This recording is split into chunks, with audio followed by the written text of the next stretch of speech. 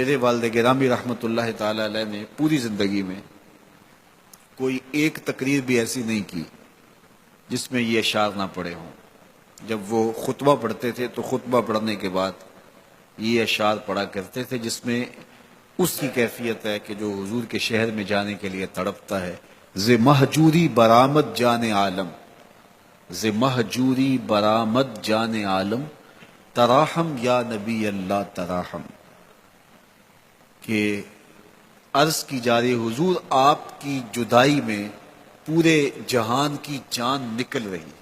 ز مہجوری برآمد جان عالم، تراہم یا نبی اللہ تراہم، نہ آخر رحمت للعالمین، ز محرومہ چرا فارغ نشینی، بروں سر از برد یمانی، کہ روئے تست صبح زندگانی۔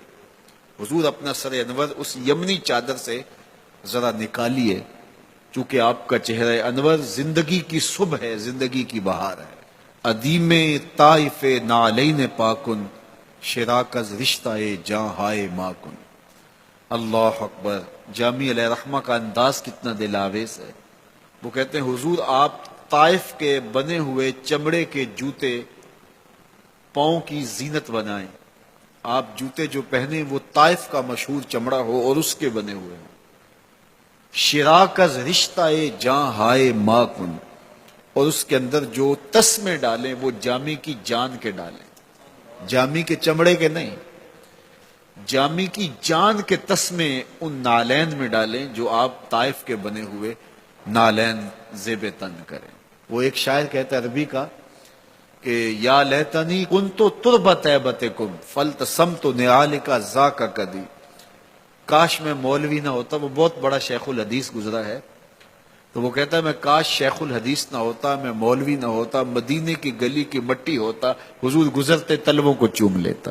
چے باشد گر کنی سوئم نگاہے، ہمیشہ گر نہ باشد گاہے گاہے، نگاہے یا رسول اللہ نگاہے، صد ہزاراں جبریل اندر بشر، بحر حق سوئے غریبہ یک نظر، یا رسول اللہ انظر حالنا، یا حبیب اللہ اسمع قالنا، اننی فی بحر غم مغرقن، خذ یدی ساحل لنا اشکالنا، یا صاحب الجمال و یا سید البشر، من وجہک المنیر لقد نور القمر، لا یمکن الثناء کما کان حقہ، بعد از خدا بزرگ توئی قصہ مختصر۔